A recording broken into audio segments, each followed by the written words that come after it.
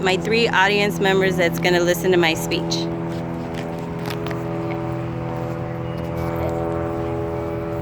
Hi everyone, my name is Melissa Ralat. I just want to share with you a story. I remember getting my first apartment in my 20s. In my head, I thought I was moving up to bigger and greater things. And I decided to throw my first party in my apartment. I invited my friends and they invited their friends, and I met some new friends. So everything went off with a hitch. Had so much fun. And it wasn't until a month later when I opened my mail that my financial nightmare began. I looked at my credit card statement and it was maxed out. And then I opened up my next credit card and it was also maxed out. I called the credit card companies and was like, what's going on here? I didn't max out my credit. Something happened. These places, because I looked at the list and some of the stores that they went to was not a place I would shop, and they didn't believe me. So month after month, I kept trying to get them to send me fraudulent report so that way I can fill one out, and they said it was sent out in the mail. It was never sent out, and so the process took about 5 years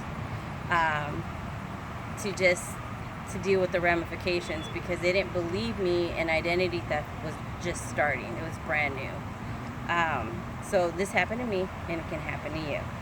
So I'll explain to you what identity theft is, and so that way you have a better understanding. I will describe to you how identity theft can affect your future, examine the common ways it can happen, and discuss ways to protect your identity.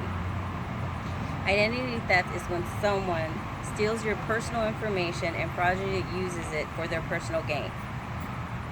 You can also, because of this, because I mentioned before, it took me 5 years just to deal with the ramification of what the person did to my credit. And it lowered my credit score. And during the 5 years, that's when I learned about credit score and how to deal with it. I couldn't finance a car on my own. I couldn't purchase a home. My mom had to co-sign a car for me, and because my credit was so bad. I also missed a job opportunity when I graduated from college in 2006. I was trying to get into the insurance company, and because they checked my credit score to see if I was reliable, I didn't get the position. Or at least that's what I like to think. But anyway. Furthermore, now that we understand what identity theft is and how it affects our livelihood, I will examine ways to protect your identity. You have to check your credit report frequently. Check your credit score. Credit Karma offers, it's free for you to check it. That way you can see what your credit is reporting. If something, you can dispute it right then and there. It might take a month or so, but they'll go and contact that information. You can also go to the 3 credit reporting bureaus, and if you want to do it that way, go on their website. You can dispute it that way. Change your password frequently. They say like every 3 months. And stay away from suspicious websites too. If it's a website that you don't rarely use, and you notice that there's not a HTTP up on the web address, stay away from it. Don't give out your personal information to anyone. Not over the phone, not even your best friend, nothing. So now that we know ways to protect our identity, I will discuss common ways that identity theft can steal your identity. They can take on multiple forms.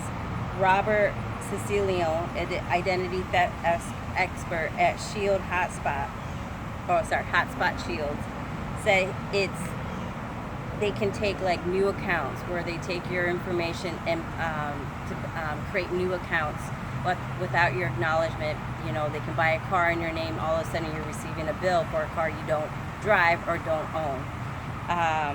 Or they can just take over your accounts where they have control and lock you out of your banks. Medical identity. I know this is recently new. Europe and even the States, the hospital I worked at, my patient's information was held hostage. The hospital actually had to pay a ransom to release all their patients' information. Something happened just recently with Boston.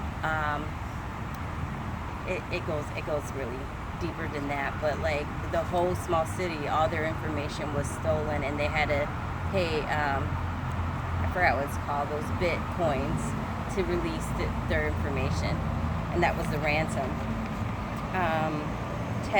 Tax-related identity. People who are filing your taxes, or if you're submitting paper, your taxes through the mail, you have to be careful.